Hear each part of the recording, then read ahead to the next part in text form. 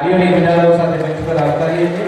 ही senior cabinet मंत्री श्री माननीय श्री ऋषिकेश भाई पटेल साहब, माननीय सांसद श्री हरिभाई पटेल साहब, माननीय कलेक्टर साहब श्री મહેસાણા श्रीमती शालिनी गुहान जी ने माननीय चेयरमैन श्री एपीएमसी विसनगर श्री जयंतीभाई पटेल साहब ने सौने जोरदार तालियों गुजारो साथ मंच पर आवकार्या। भारत कृषि प्रधान देश है।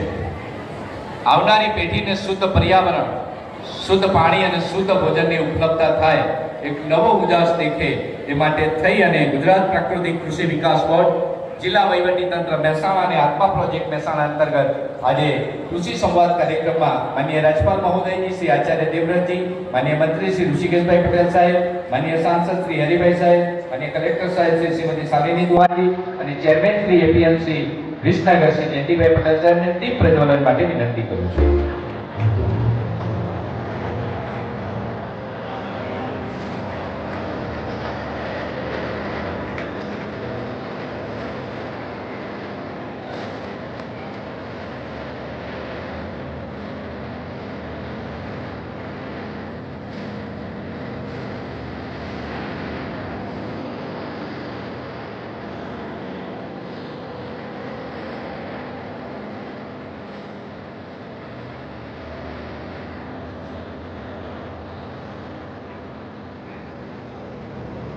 आभार। मंचस्थ महानुभाव, गुजरात औद्योगिक और कृषि क्षेत्र समग्र राष्ट्र ने राह बतावे विसनगर आंगणे पधारेला माननीय राज्यपाल महोदयजी और सौ मंचस्थ महानुभाव ने शब्दों फूलोदी आवकारवा माटे जिल्लाना माननीय कलेक्टर साहेब श्री श्रीमती शालिनी गुहाजी ने विनंती करूं छूं।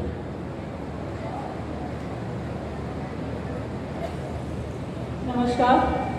આજના પ્રાકૃતિક કૃષિ પરિસંવાદ કાર્યક્રમના અધ્યક્ષ અને ગુજરાત રાજ્યના માનનીય રાજ્યપાલ શ્રી આચાર્ય દેવવ્રત સાહેબ, માનનીય મંત્રી શ્રી ઋષિકેશભાઈ પટેલ, માનનીય સાંસદ સભ્ય શ્રી હરિભાઈ પટેલ અને મંચ પર ઉપસ્થિત તમામ અધિકારીઓશ્રીઓ અને ખેડૂત ભાઈ બહેનો, આ પ્રસંગે હું જિલ્લા વહીવટીતંત્ર તરફથી આપ સૌનું હૃદયપૂર્વક સ્વાગત કરું છું।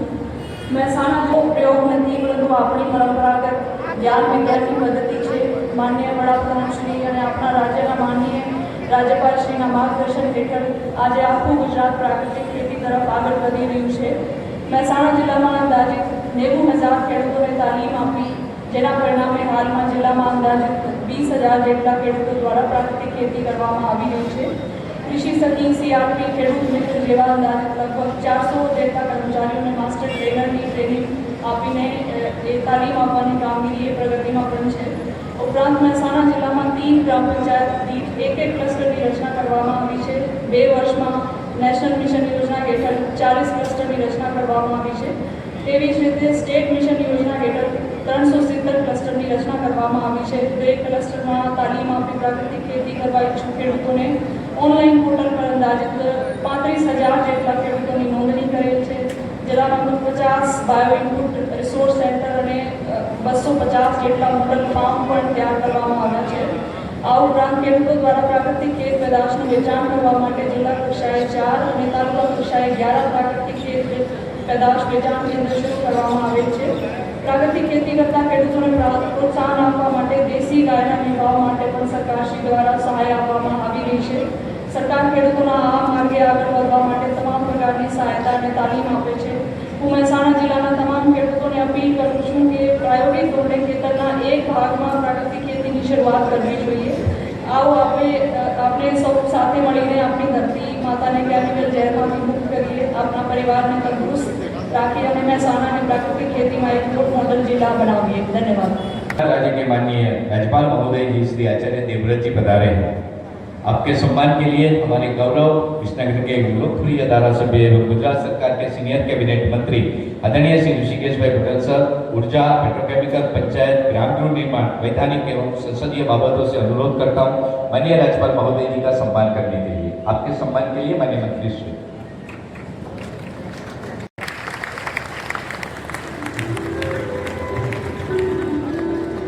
सरदार साहब खंड संकल्प ने उम्मीदवार बुक साथ जोरदार तालियों साथ अभिवादन। आदरणीय सांसद श्री हरिभाई पटेल साहब ने विनंती करूँ छूं माननीय राज्यपाल महोदयजीનું અભિવાદન કરવા માટે મોમેન્ટો અને બુકથી પત્રકાર પછી પત્રકાર તાળીના ગણગણાટથી વધાવી દઈએ આ દિવ્ય અવસરને. જોરદાર તાળીના ગણગણાટથી વધાવી દઈએ. જિલ્લા વહીવટી તંત્રથી માનનીય કલેક્ટર સાહેબ શ્રી મહેસાણા શ્રીમતી શાલિની દોહાજી પણ માનનીય રાજ્યપાલ મહોદયજીનું અભિવાદન.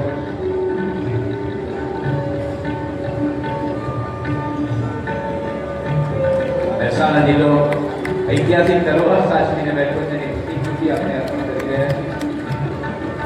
અને કૃષિકારોનું શ્રેષ્ઠ સ્થાન એટલે ખેતીવાડી ઉત્પન્ન બજાર સમિતિ. તાળીઓની ગુજારો સાથે આપ સૌ કૃષિકારો વતીથી પીએમસીના માન્ય ચેરમેન સાહેબ, વાઇસ ચેરમેન સાહેબ અને પ્રતિનિધિઓ તાળીના મીઠા ગુજારો સાથે આવકારીએ.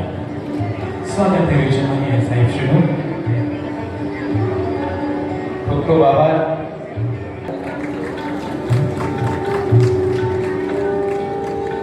મહેસાણાના લોકપ્રિય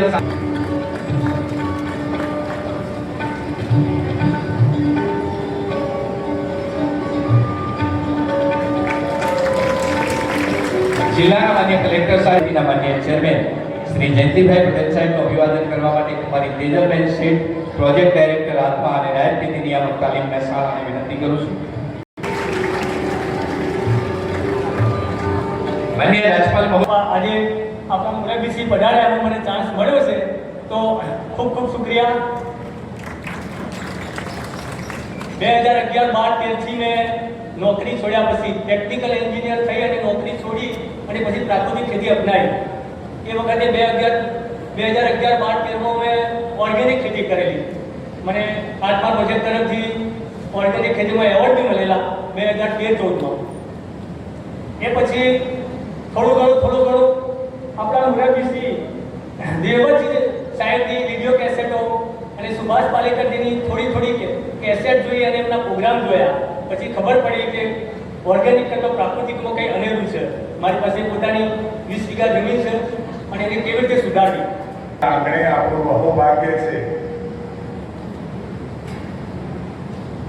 આપણા માનનીય આદરણીય આચાર્ય દેવવ્રતજી આપણા સૌની વચ્ચે પ્રાકૃતિક ખેતી અને જમીન બચાવવાના સંકલ્પ સાથે સમગ્ર ગુજરાતની અંદર કેટલા ખેડૂતોને આશરે 9 લાખ ખેડૂતોને એમની આ પ્રાકૃતિક ખેતી જે આપણા વડવાઓ કરતા હતા, આપણા દાદા પરદાદાઓ કરતા હતા અને યુરિયા આવ્યા પહેલા જે પ્રકારે પ્રકૃતિ સાથે તાલમેલ સાધી અને જે ખેતી થતી હતી, જે ઉત્પાદન થતું હતું અને આપણે સૌ આરોગ્યમાં ખૂબ તંદુરસ્ત રહી અને જીવન પસાર કરતા, એ જ પ્રકારની ખેતી, એ જ પ્રકારની જમીનને બચાવવાની મુહિમ, આરોગ્યને બચાવવાની મુહિમ સાથે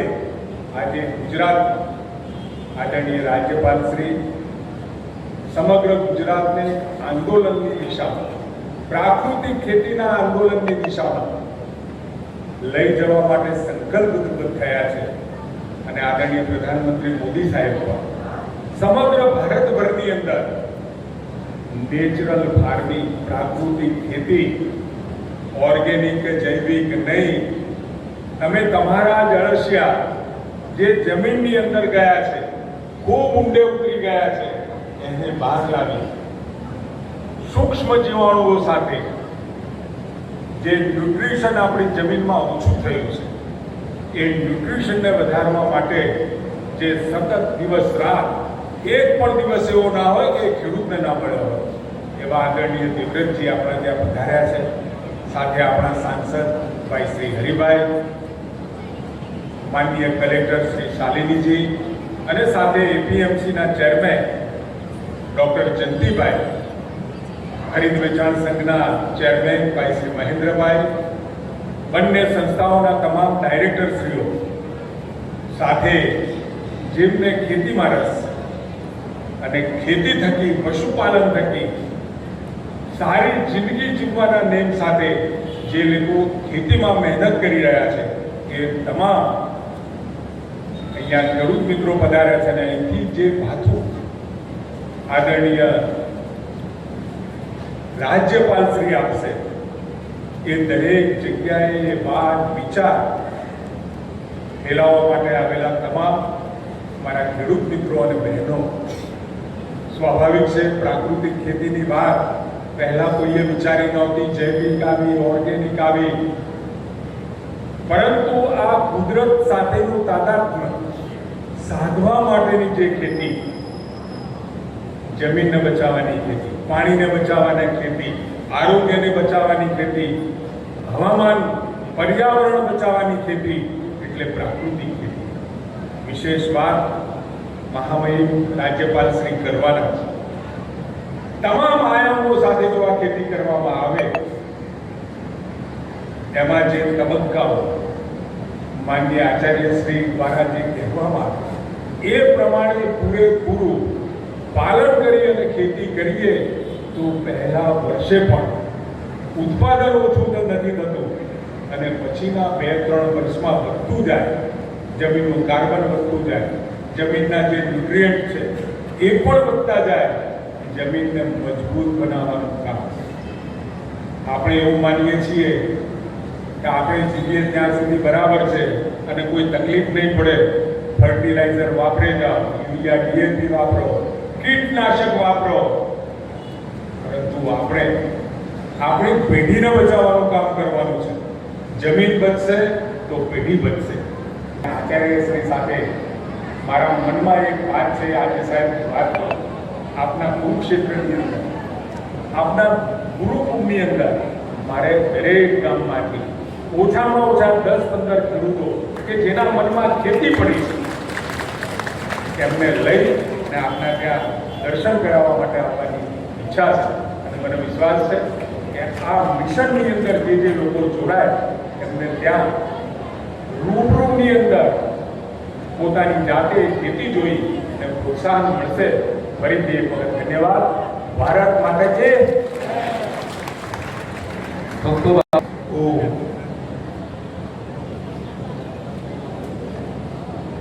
विसनगर एपीएमसी में आयोजित इस प्राकृतिक कृषि संवाद में हमारे बीच में उपस्थित जिनके बड़े ओजस्वी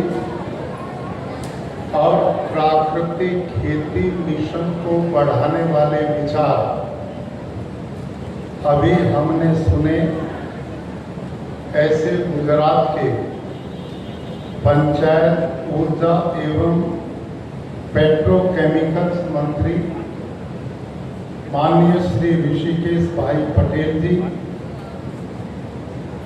और हमारे लोकसभा सांसद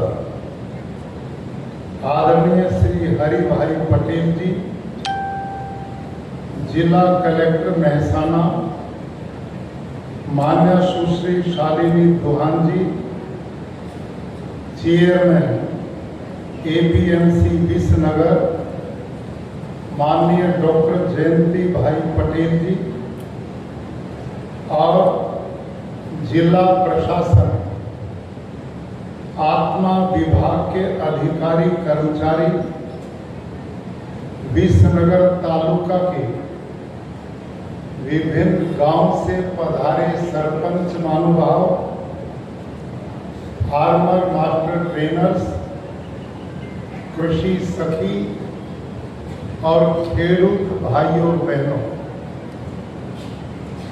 आज आपके बीच में आकर मुझे अपार प्रसन्नता है। आप इतनी मोटी संख्या में विसनगर के दरेक गांव से यहाँ पधारे। रात को सदुथला गांव में माननीय मंत्री जी और मैं थे।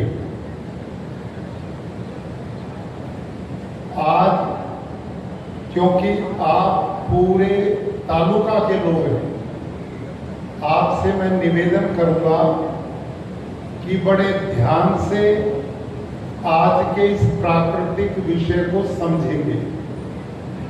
और मैं भाषण नहीं दूंगा, बातचीत भी करूंगा। इस ढंग से मैं बात करूंगा कि आपको एक एक प्राकृतिक कृषि की जानकारी बहुत अच्छी तरह से समझ में आए। अब मैं पहला प्रश्न करने लगा हूं। आप जितने भी खेडूत भाई और बहन यहां आए, आप में वो खेडूत हाथ खड़ा करेंगे जो प्राकृतिक खेती करते हैं वो खड़ा करें। बहुत अच्छा, धन्यवाद। अब ईमानदारी से वो हाथ खड़ा करें जो रासायनिक खेती करते। मैं भी करता था, घबराना नहीं है। मेरे को खुशी होगी तो सही बताएंगे। जो रासायनिक खेती करते हैं, बहनें नहीं करती। आप घूमने के लिए आए हैं, बोलो कौन बहन जो रासायनिक खेती करते हैं? धन्यवाद। मुझे ज्यादा प्रसन्नता उस समय होती यहां प्राकृतिक खेती करने वाले अनेक खेडूतों ने हाथ उठाया, लेकिन आज मेरे को उनकी जरूरत नहीं है। मेरे को उनकी जरूरत है जो प्राकृतिक खेती नहीं करते। जो प्राकृतिक खेती कर रहे हैं वो तो बधाई के पात्र हैं, मैं उनका अभिनंदन करता हूं। उनको मेरी बात सुनकर बहुत लाभ नहीं मिलेगा, लेकिन जो प्राकृतिक खेती नहीं करते हैं, रासायनिक खेती करते हैं, उनको आज बहुत बड़ा लाभ होने वाला है। लेकिन जो प्राकृतिक खेती करने वाले आए हैं, आप उन लोगों से मिलिए, उनके खेत को देखिए और प्रेरणा लीजिए। जैसे अभी माननीय मंत्री जी ने आपके बीच में बात कही, यदि अब नहीं संभले तो बहुत देर हो जाएगी। आने वाला समय यदि यूं ही आप जहर की खेती करते रहे तो इन अस्पतालों में जगह आज भी नहीं मिल रही और नहीं मिलेगी। धरती बंजर हो गई है, ये पूर्ण रूप से बर्बाद हो जाएगी। पर्यावरण दूषित हो गया, ये दोबारा ठीक करना मुश्किल होगा। और ये सारी बातें मैं बहुत तर्क के साथ आपके बीच में रखूंगा। आपको समझ में आएगा कि हम कितना गलत चल रहे हैं। खेडूत भाइयों, आज से 10 वर्ष पहले मैं आप लोगों से ज्यादा अपने खेतों में यूरिया, जंतुनाशक और डीएपी डालता था। आपको खेतों में यूरिया हाथ से डलवाते होंगे, मैं हाथ से नहीं डलवाता था, मैं ट्रॉली में भर के फावड़े से डलवाता था। समझ में आई? इतना जहर मैं खेत में डालता था। लेकिन एक घटना ने मेरे को बदल दिया था। एक कृषि कर्मचारी जो जंतुनाशक दवाई मेरे खेतों में डालता था, वो हमारे सामने बेहोश हो गया।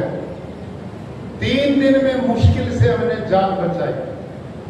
उसके बाद मैंने निर्णय लिया कि 5000 बच्चे जो मेरे गुरुकुल में पढ़ते हैं, इनको मैं जहर वाला भोजन नहीं दूंगा, इनको अमृत तुल्य भोजन दूंगा। भाई और बहनों, अब आपने बोलना है। जो रासायनिक खेती कर रहे हैं, आप प्राकृतिक खेती करने से इसलिए डरते हैं, इसलिए नहीं करना चाहते आपको खतरा है कि कभी हमारा उत्पादन कम ना हो जाए। बोलो हाँ या ना? यही समस्या है ना आपकी? आपकी एक ही समस्या है कि यदि हम यूरिया, डीएपी, जंतुनाशक नहीं डालेंगे तो हमारा उत्पादन ओछा हो जाएगा। यही है ना? लेकिन मैं आपको प्रमाण के साथ उदाहरण दूंगा। मैं आपके बीच में हूं, मैं भी खेडूत हूं, मैं हाथ से हल चलाता हूं, गाय का दूध निकालता हूं और खेती बहुत अच्छे ढंग से करनी जानता हूं। आपको विश्वास मेरे पे करना चाहिए। मैं 10 साल पहले जब रासायनिक खेती करता था, उस समय मैंने अपनी खेत की मिट्टी को लैब में भेजा और जब लेबोरेटरी में भेजा तो रिजल्ट क्या आया? मेरी 200 एकड़ धरती का ऑर्गेनिक कार्बन 0.345 से नीचे था। कृषि वैज्ञानिकों के कहने के अनुसार जिस धरती का मिट्टी का ऑर्गेनिक कार्बन 0.5 से नीचे है वो बंजर होगी नहीं, हो चुकी है। मेरी सारी मिट्टी बंजर कैटेगरी में आ गई थी और हर साल मेरे को यूरिया, डीएपी बढ़ाना पड़ता था। बीमारियां ज्यादा खेत में आ रही थी, दवाइयों के भी खर्चे बढ़ रहे थे। मैं जो उत्पादन करता था उतना दवाइयों पे, यूरिया, डीएपी पे खर्च करता था, कोई बचत नहीं हो रही थी। इस बीच में मैंने जैविक खेती शुरू की। अब जैविक खेती में कुछ बचा ही नहीं। उसमें ना मेरी मेहनत कम हुई, न मेरा खर्चा कम हुआ, न उत्पादन पूरा मिला। वो एक लंबा विषय है। ये जैविक खेती और प्राकृतिक खेती दोनों में जमीन आसमान का अंतर है। आप खेडूत इसलिए भी डरते हैं कि आपने लंबे समय से जैविक खेती करने वालों को देखा और जैविक खेती में कुछ नहीं बचता। आप प्राकृतिक खेती को भी जैविक खेती समझे बैठे, इसलिए डर रहे, भय खाते। जैविक खेती ये नहीं है, ये प्राकृतिक खेती है। इसमें उत्पादन कम नहीं होगा। ये जो स्टॉल लगाए हुए लोग बैठे हैं ना आपके बराबर में, और बीच में बहुत खेडूत ने हाथ उठाया, हमारी कृषि सखी बहनें भी बैठी, ये सब प्राकृतिक खेती करते हैं। इनको कोई सब्सिडी नहीं मिल रही यूरिया, डीएपी पे। आपको तो सब्सिडी मिल रही है, उसके बावजूद भी ये प्राकृतिक खेती कर रहे हैं। क्यों करते हैं? क्योंकि इन लोगों ने अच्छी तरह समझ लिया कि प्राकृतिक खेती में न तो उत्पादन हमारा कम हो रहा है और आने वाली पीढ़ियों के लिए हम बालकों को उपजाऊ धरती देके जाएंगे, शुद्ध पानी देके जाएंगे, हवा देके जाएंगे।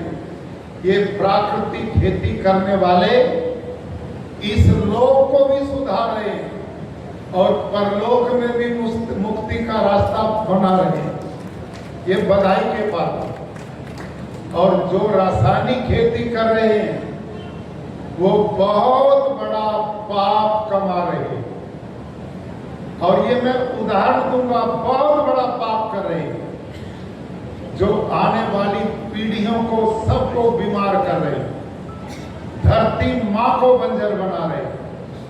पर्यावरण, हवा, पानी को दूषित कर रही है। भाई और बहनों, इस रासायनिक खेती ने आज बहुत बड़ी समस्या हमारे स्वास्थ्य के लिए की है। मैं आपको एक वीडियो दिखा रहा हूं, स्क्रीन पे आएगा। पहला वीडियो दिखाओ भाई, जो चला रहे हैं आप। वो दैनिक भास्कर की एक न्यूज पढ़ाओ लोगों को, ध्यान से देखना भाई और बहनों। ये न्यूज जो आप अभी देखोगे, एक दैनिक भास्कर बड़ा अखबार है, ये देखो, पढ़ो इसको। इसके ऊपर स्क्रीन पे आई दोनों तरफ। मेरी बहनें ध्यान से पढ़ें और आप भी जो रासायनिक खेती करते वो भी पढ़ो। इसमें क्या लिखा है हेडिंग पे? इस पे लिखा है, ये न्यूज मेरी नहीं है, ये अखबार मैं नहीं चलाता। इस अखबार के चलाने वालों ने ये रिसर्च करवाया कुछ साइंटिस्ट बुला करके। और मेरी मां बहनों, आप जैसी 105 बहनें इन्होंने ली। कौन बहनें? जिन्होंने अभी बच्चों को जन्म दिया।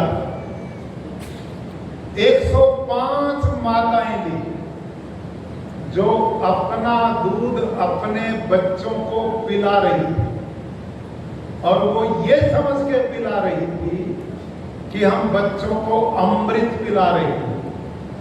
मां का दूध सबसे सर्वश्रेष्ठ बच्चे के लिए माना जाता है, लेकिन इस रिपोर्ट में पाया 105 माताओं में से एक भी माता नहीं बची जिसके दूध में यूरिया नहीं था, जंतुनाशक नहीं थे, डिटर्जेंट नहीं था, जिस मां के दूध में जहर नहीं था। खेडूत भाई और बहनों, हम तो भी सब्र कर लेते, तो भी शांति मान लेते। 105 में से 5 ही बच जाती, हम ये तो कह लेते 5 बची हुई हैं, 100 में जहर है। 105 माताएं ली और 105 में ही सब में समान रूप से जहर पाए। आप और हम जो खेडूत बैठे हैं, ये आज खेती में पैदा कर रहे हैं। ये जहर मां के दूध में कहां से आया? अब इसको ध्यान से सुनो। आप जब खेतों में यूरिया छिड़कते हैं ना, यूरिया डीएपी ऐसे छिड़कते हैं, तो किसान भाइयों आपको कोई नहीं बताता, ना कृषि वैज्ञानिक बताते और ना जानने वाले बताते। आपसे इतना बड़ा पाप करवाया जा रहा है। पहला पाप, जब आप यूरिया छिड़कते हैं तो यूरिया में मोटा कंटेंट तत्व नाइट्रोजन होता है, और यूरिया का नाइट्रोजन आकाश में ऑक्सीजन के आपस में मिलता है तो तीसरी गैस ऑटोमेटिक बनती है, उसका नाम है नाइट्रस ऑक्साइड। वो कितनी खतरनाक है। हम लोग धरती पे कार्बन डाइऑक्साइड को स्वास्थ्य के लिए खतरनाक मानते हैं, कार्बन डाइऑक्साइड को, लेकिन खेडूत भाइयों, आप जो नाइट्रस ऑक्साइड यूरिया खेतों में डाल के पैदा करते हो, वो नाइट्रस ऑक्साइड इस कार्बन डाइऑक्साइड से 312 गुना खतरनाक है। 312 गुना, जो हवा में मिलती है, हमारे सांस में आती है, दुनिया भर की बीमारी पैदा करती है। पहला तो ये पाप हम करते हैं।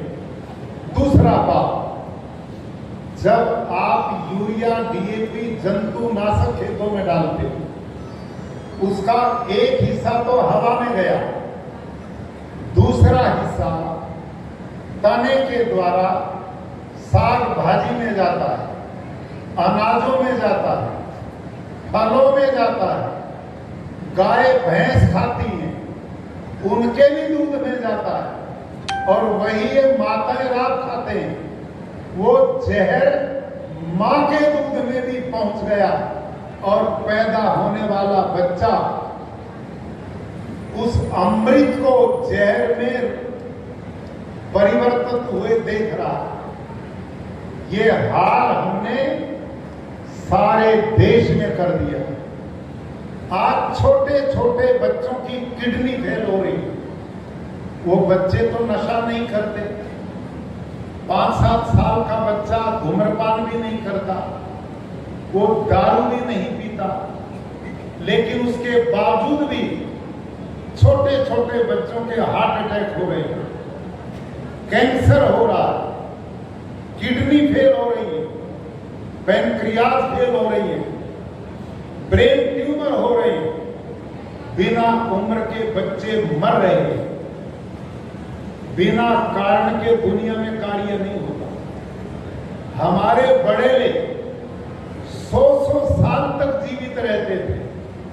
उस जमाने में अस्पतालों की इतनी भारी संख्या नहीं होती थी, डॉक्टर्स की इतनी बड़ी फौज नहीं होती थी, लेकिन बीमारियां ही नहीं थी। आप सबसे ही मैं पूछता हूं, सब जगह पूछता हूं, बोलना मेरे पीछे ईमानदारी से। आज से 30-40 बरस पहले कभी किसी ने कैंसर का नाम सुना था? बोलो हाथ खड़ा करके। नहीं सुना। डायबिटीज को सुना था, हार्ट अटैक को सुना था, ब्रेन ट्यूमर हो गया, किडनी फेल हो गई। अच्छा, यहां बैठे कोई बता दे किसी के पिताजी ने घुटने बदलवाए हो? बोलो, है कोई? तो ये धरती को बने लाखों बरस हो गए, ये कोई प्रॉब्लम नहीं थी, तो ये एकदम इस 20-30 साल में कहां से आ गई? और सुनो, पहले 20-30 साल को धरती माता ने सहन किया, उसमें ताकत थी। अब धरती मां जवाब दे गई, अब उसके बस का नहीं है, वो खुद हमने जहरीली बना दी, और हर दिन यूरिया डीएपी बढ़ रहा। अब ये बीमारियां और बढ़ेंगी, क्योंकि धरती मां बंजर हो गई, जहर उगल रही है। आज पशुओं में भी कैंसर होने लग गया, पशुओं के भी हार्ट अटैक हो रहे हैं, क्योंकि ये जहर वाला चारा भोजन उनको भी हम वही खिला रहे हैं। अनेक आप जब छोटे थे, आप देखो, सोचो दिमाग से, कितने तरह के पक्षी दिखाई देते थे। आज उन पक्षियों की प्रजातियां लुप्त हो गई। आप छोटे थे, खेतों में अळसिया भरपूर मात्रा में था, आज दिखाई नहीं देता। मित्र कीट सब मार दिए, धरती को पत्थर बना दिया, बंजर बना दिया। आज वर्षा होती है, धरती मां पानी नहीं पीती, बारिश होती बाढ़ आ जाती, बारिश नहीं होती अकाल पड़ जाता। ये सब कुछ विनाश रासायनिक खेती ने किया, इससे बर्बादी आई। आपकी धरती अब पत्थर बन गई है, ऊपर वाली 1 फुट मिट्टी आपको मुलायम दिखती है, क्योंकि आप उसमें हल चलाते हैं, ट्रैक्टर से जुताई करते हैं, लेकिन 1 फुट के नीचे इतनी बड़ी पत्थर की लेयर बन गई है, धरती में पानी नहीं जाता और सूक्ष्म जीवाणु मर गए। धरती पत्थर कैसे बन गई? अब ये दूसरा वीडियो देखो आप, ये सत्य वीडियो, इसको भी ध्यान से देखो। चलाना भाई, ये देखो, आवाज बढ़ा।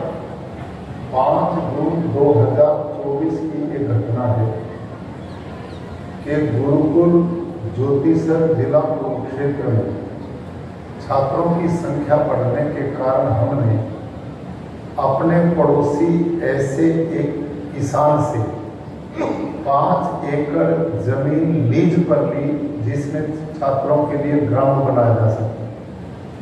उसकी फेंसिंग के लिए प्रबंधक समिति ने निर्णय लिया कि उसमें ड्रिल मशीन के द्वारा जमीन में होल करके पाइप लगाकर उसमें तार फेंसिंग की जाए ताकि बच्चे अंदर सुरक्षित रह सके।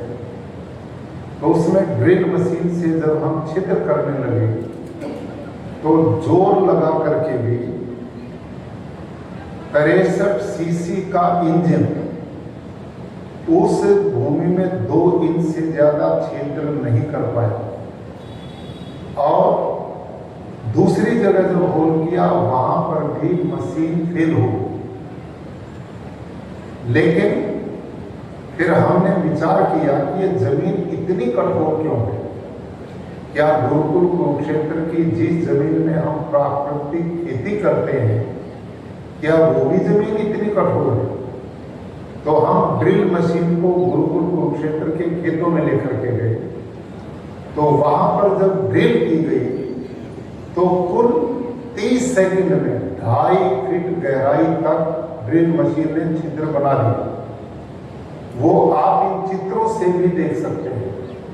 मेरे प्यारे किसान भाई और बहनों, ये सब कुछ अंतर किस बात का है कि हमने देखा कि जिस किसान से हमने ग्राउंड के लिए जमीन लीज पर ली है, उसमें किसान पिछले 40-45 वर्षों से केवल रासायनिक खेती करता है, जिसका परिणाम यूरिया, डीएपी, जंतुनाशक, पेस्टिसाइड, इंसेक्टिसाइड ने सभी केचुए, अर्थवर्म मार दिए, सूक्ष्म जीवाणु खत्म कर दिए, धरती पत्थर बन गई, बंजर बन गई। इसका परिणाम है कि इस समय भारत की धरती पानी नहीं पी रही। वर्षा जल जब बरसता है तो ऊपर वाली 6 इंच मिट्टी को बहा करके ले जाता, बाढ़ आ जाती है और भूमिगत जल को हम ट्यूबवेलों के द्वारा, पंप्स के द्वारा खींच करके निकाल रहे हैं और वर्षा जल धरती माता पी नहीं रही है। इस कारण भूमिगत जल घटता जा रहा है, जमीन बंजर होती जा रही, पत्थर होती जा रही। जबकि आपने देखा खेडूत भाइयों, अब ध्यान से सुनो, विश्वनगर के आसपास महसाना के खेडूत के बारे में मेरे को जानकारी मिली है। यहाँ के कुछ खेडूत अपनी पैतृक धरती को भाड़े पे बोना दे देते हैं, बटाई पे दे देते हैं, भाग उसका लेते हैं और दे देते हैं, खुद खेती नहीं करते। अब उनको भी सोचना पड़ेगा, जिस माता पिता ने आपको उपजाऊ भूमि दी थी, आज भाड़े पे देकर आप उसमें खुली छूट दे रहे हैं। कितना यूरिया डालो, कितना जंतुनाशक डालो, आपकी धरती बचने वाली नहीं है। आपकी पीढ़ियां आपको माफ नहीं करेंगी, क्योंकि आप उसको बंजर बनाने के लिए खुली छूट दे रहे हो। खुद आप खेती करते नहीं और उनको यूरिया, डीएपी की छूट देते हो। और ये धरती पत्थर बंजर क्यों बनी, इसको सुनो ध्यान से, ईमानदारी से हाथ खड़ा करके समझ करके बताएंगे। डीएपी जब आप खेत में डालते हैं तो डीएपी 6 महीने तक धरती में पड़ा रहता है कि नहीं, दिखाई देता कि नहीं? जिनको दिखाई देता वो हाथ खड़ा करो, ये सबको दिखाई देता है। अब वो पत्थर ही तो है जो 6 महीने में भी नहीं गलता। अब यूरिया और डीएपी दोनों मिलते हैं, आप उसमें पानी देते हैं तो धीरे धीरे वो पत्थर धरती के नीचे चला गया। ऊपर वाली 1 फीट धरती को तो आप जुताई करते हो, हल चलाते हो, ट्रैक्टर चलाते हो, मुलायम दिखती है, लेकिन उसके नीचे जब आप रोटावेटर चला करके उसको पत्थर बनाते हो, उसके नीचे धरती ऐसी लेयर बन गई जो इस मशीन से भी नहीं टूटी। आपने देखा ना ड्रिल मशीन? खेडूत ध्यान से सुनो, जो रासायनिक खेती किसान करता था उसमें 2 बार ड्रिल मशीन चलाई गई, 2 इंच से ज्यादा छिद्र नहीं बना पाई, मशीन फेल हो गई। और मेरे खेत में जब गई मशीन तो आपने देखा 30 सेकंड में 2.5 फीट तक पूरा का पूरा मशीन चली। इसका कारण क्या है? इसका कारण है मेरी धरती में इतना अलसिया आ गया, इतने सूक्ष्म जीवाणु, जीवामृत, घनजीवामृत से आ गए कि वो पूरी जमीन की जुताई करते रहते हैं। जो काम ट्रैक्टर हल करता है, मैं तो गुजरात वालों आपको बधाई देता हूं। ये जो अलसिया है ना, इसको हमारे उत्तर भारत में केचुआ बोलते हैं और महाराष्ट्र वाले गांडूल बोलते हैं, अंग्रेजी वाले इसको अर्थवर्म बोलते हैं, लेकिन गुजरात वाले इसको अलसिया बोलते हैं। अलसिया का क्या मतलब है? जो हल वाला काम करे वो अलसिया है। तुम इतने बड़े साइंटिस्ट हो, आपके बुजुर्गों ने कितना सार्थक नाम इसका रखा, अलसिया, जो हल का काम कर दे। ये अलसिया जो है ना, यही धरती का सबसे बड़ा मित्र है, किसान का मित्र है। ये देवता है धरती मां के लिए, और हमने सारा मार दिया। मैं लोगों से पूछता हूं कई बार, आप जितने रासायनिक खेती वाले बैठे हैं, किसी के खेत में अलसिया दिखता है क्या? सब मार दिए। और सूक्ष्म जीवाणु तो आंख से भी नहीं दिखते, वो कैसे बचेंगे?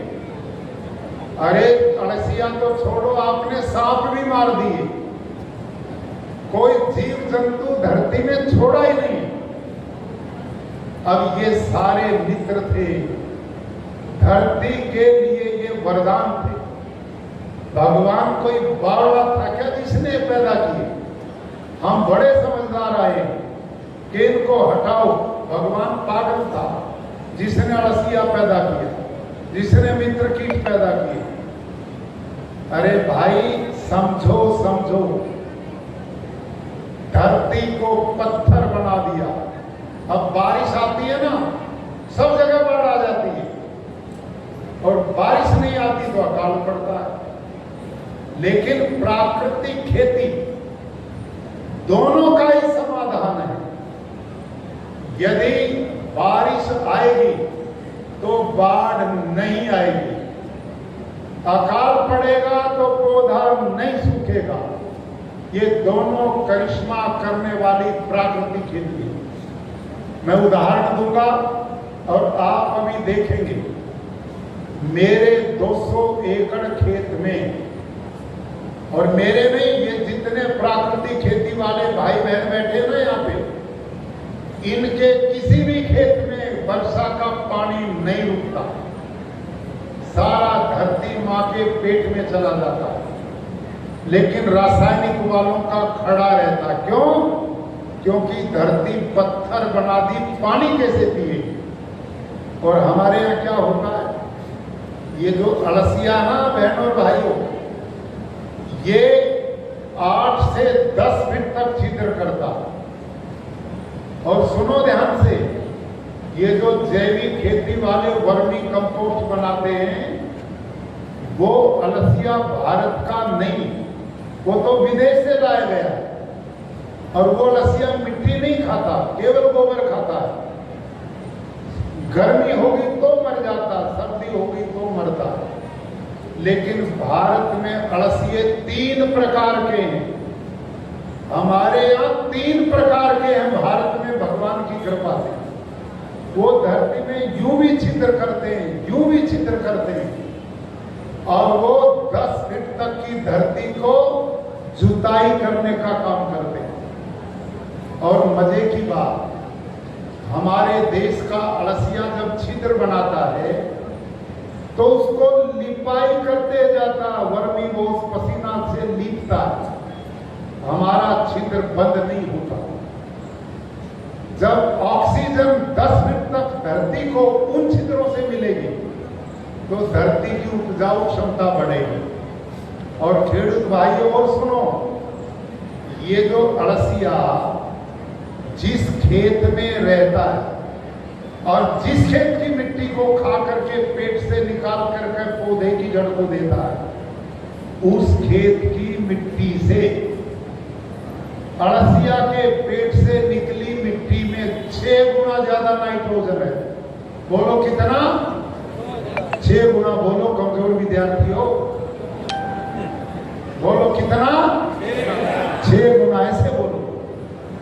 और 9 गुना फास्फोरस है और 11 गुना पोटास है। और अड़सिया जब बूढ़ा होके मरता है अपने आप, तो धरती के 16-17 तत्वों की पूर्ति करता।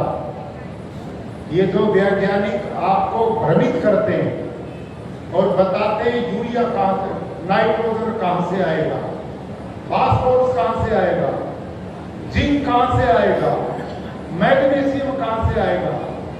अरे भाइयों, इस अड़सिया में ये सारे पोषक तत्व शरीर में संचित करता है, और जब ये मरता तो धरती मां को दे जाता। और एक अड़सिया अपनी जिंदगी में 40 से 50 हजार बच्चों को जन्म देता। याद करो, बोलो कितने? बोलो 40 से 50 हजार बच्चों को जन्म देता है। और ये जीते हैं तो धरती की गुणवत्ता बढ़ाते हैं, मरते हैं तो बढ़ाते हैं। ये अड़सिया इतना बड़ा कृपालु है। और अगली बात सुनो, ये जो वर्षा जल है ना, जो बाढ़ आ गई, कभी सूरत डूब गया, कभी राजकोट डूब गया, कभी बड़ौदा डूब गया, ये डूबने का काम हमने खुद तैयार किया। अब देखो मेरे खेत में पानी कैसे जाता। चला भैया तीसरा वीडियो। और मेरे खेत का अड़सिया देखो। और ये जो चित्र में दिखा रहा हूं ना, ये 3 साल पहले का।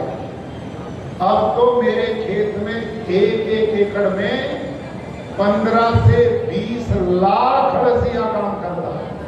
ये तो 3 साल पुराना। ये देखो किसान भाइयों, आज मैं गुरुकुल कुरुक्षेत्र के प्राकृतिक कृषि फार्म पर पहुंचा।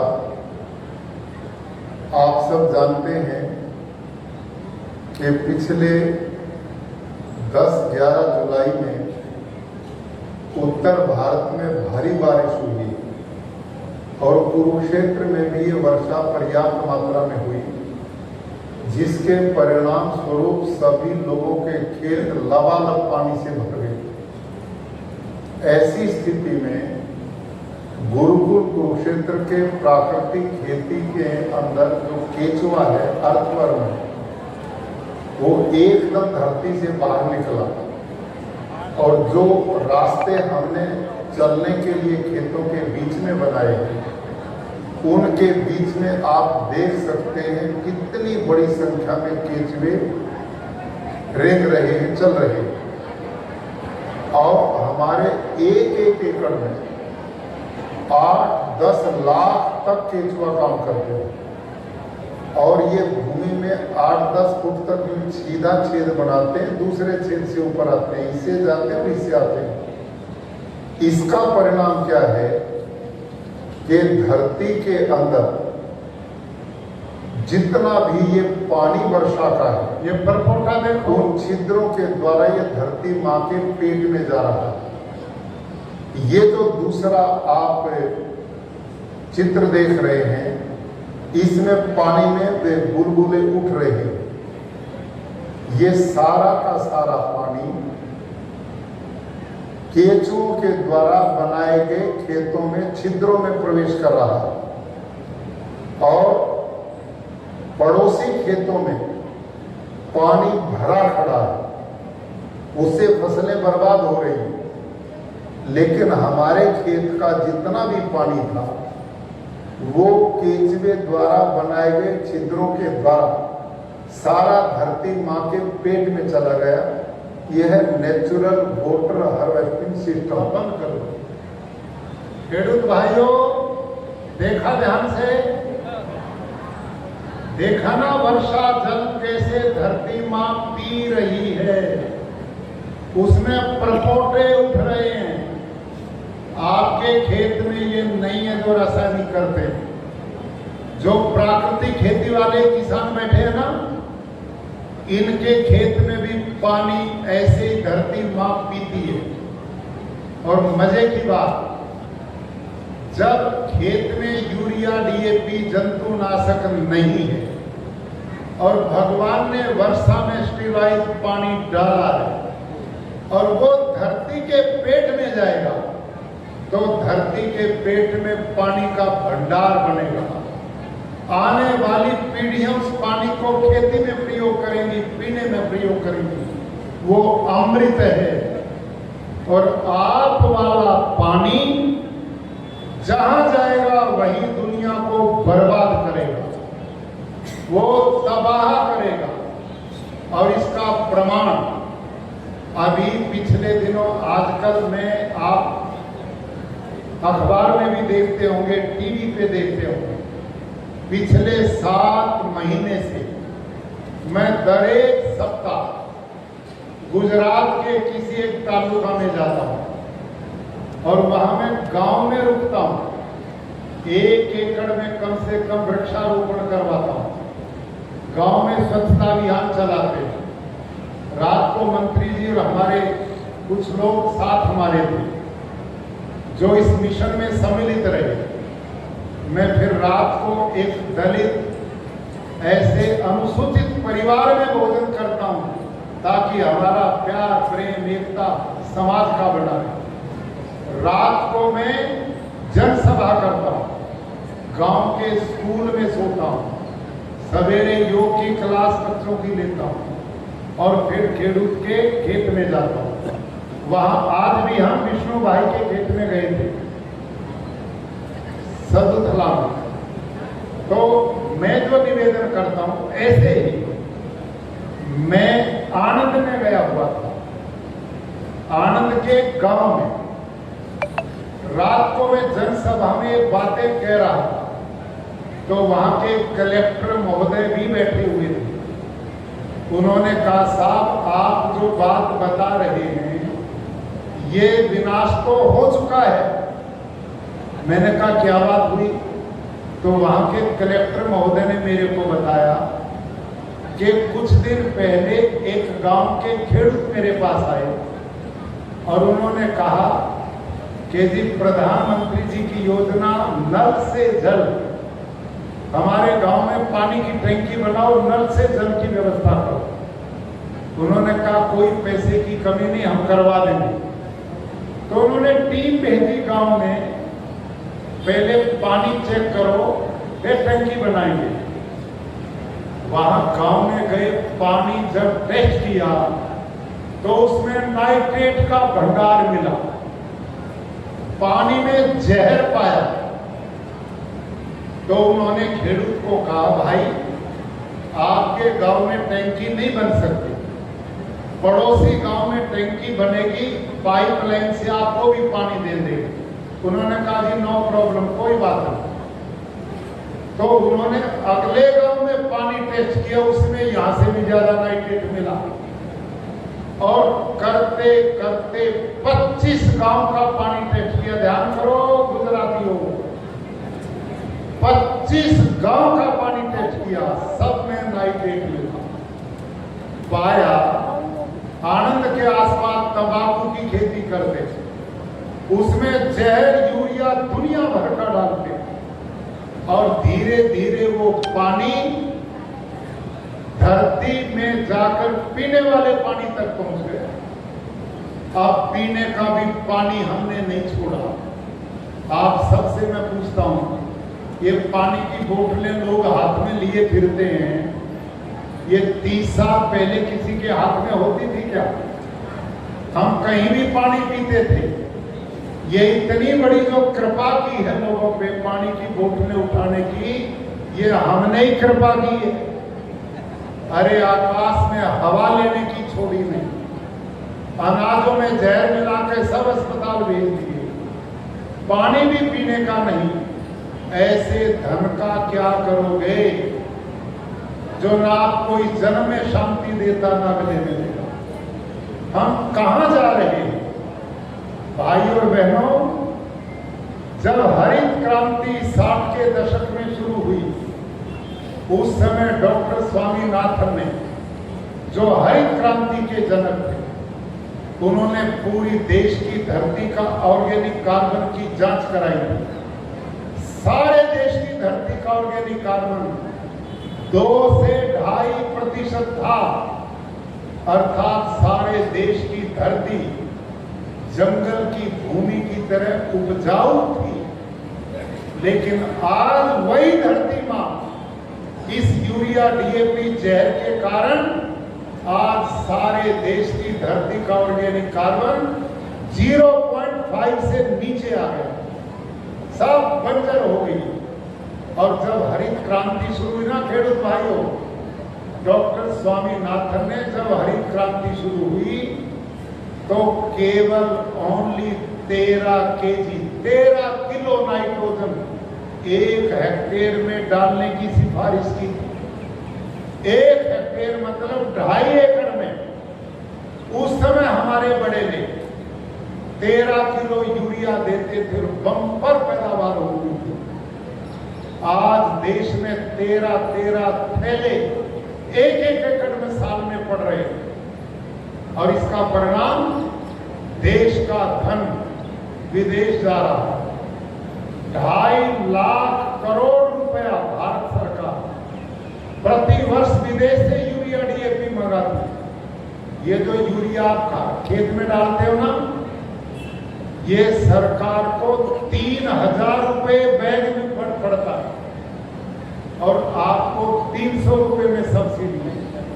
इसलिए हम चिंता ही नहीं करते, 300 रुपए डालो जितना डाला जा सके।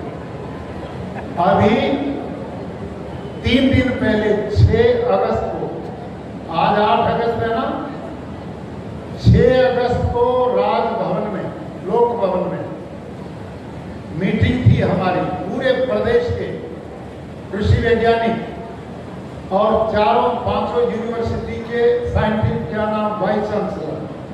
और उस मीटिंग में हमारे कृषि मंत्री जीतू भाई बघानी और हमारे प्रदेश के विधानसभा अध्यक्ष शंकर भाई चौधरी थे। परसों की बात है। तो शंकर भाई चौधरी 3 देशों में घूम के आए अभी 10 दिन पहले, एक जर्मनी, एक डेनमार्क, एक नीदरलैंड। मैंने उनको बुलाया अपनी मीटिंग में और मैंने बताया कि आप बताओ न्यूजीलैंड के लोग, नीदरलैंड के लोग खेती कैसे करते हैं, डेनमार्क के किसान खेती कैसे करते हैं, जर्मनी के किसान खेती कैसे करते हैं।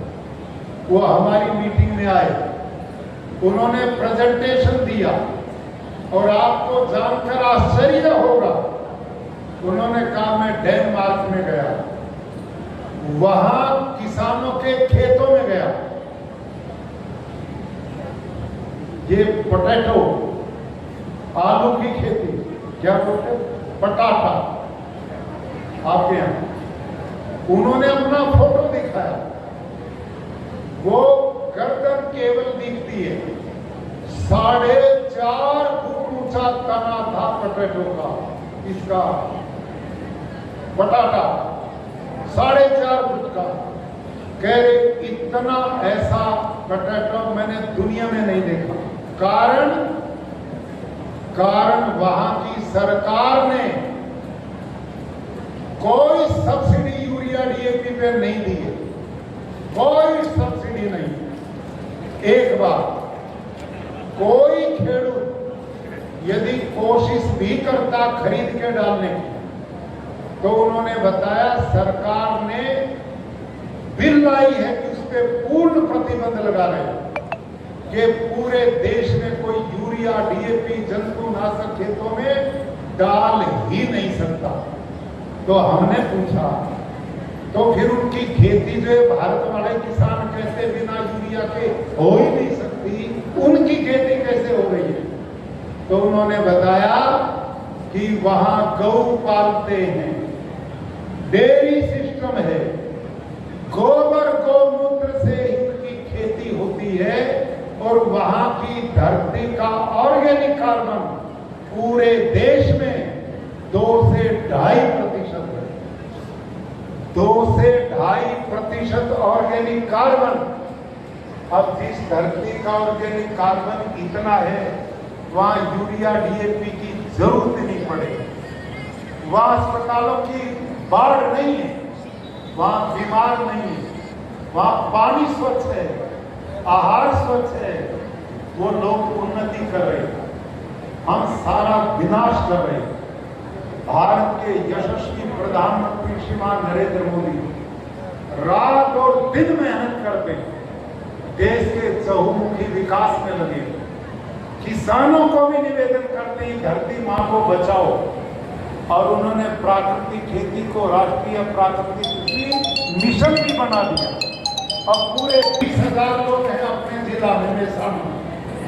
आज जितने खेडूत भाई बहन आए, अभी मंत्री जी ने आपसे एक निवेदन किया, अरे भले लोगों, कम से कम इतना खेत तो प्राकृतिक कर लो जिसमें आपके पोते बच्चों के लिए जहर ना खिलाना पड़े, उनका जीवन बच सके, उनका स्वास्थ्य बच सके। आप पे जितनी धरती है उसके 4 हिस्से कर दो, एक हिस्से में इतनी तो करो प्राकृतिक जो आपके घर के लोगों के काम आए, बाकी देश को बीमार कर लो, अपने आप को बच लो, यहीं से काम शुरू करो, इससे काम चलेगा। आप इस दिशा में काम करो भाइयों में। अंत में एक निवेदन मैं और करूंगा, ये जो प्राकृतिक खेती है ना, आप आधी अधूरी करते हैं तो परिणाम नहीं मिलेगा। मैं देखता हूं किसान क्या करते हैं, जीवामृत डाल देते और कुछ नहीं डालते, कोई घन जीवामृत डालता बाकी कुछ नहीं डालता, कोई दोनों डालता तो आच्छादन नहीं करता, कोई ये करता तो मल्टी क्रॉप नहीं करता। तो ऐसे काम नहीं चलेगा। हमारे बीच में प्रदेश सरकार ने बहुत बड़ा अभियान चला, मुख्यमंत्री जी का मैं आभारी हूं, हमारे कृषि मंत्री जी, हमारे मंच पर बैठे आदरणीय ऋषिकेश भाई पटेल जी जैसे लोग, ये डेडिकेटेड लोग हैं और ईमानदारी से चाहते हैं भारत का और हमारे गुजरात का किसान समृद्ध हो। लोग स्वस्थ और निरोग इस मिशन पे लगे। तो यहाँ पर जो कृषि सखी आई बहने वो हाथ खड़ा करें, जो कृषि सखी हैं हाथ खड़ा करें। देखो ये हमारी बहनें, ये हमारी वो बहनें हाथ खड़ा कर रही हैं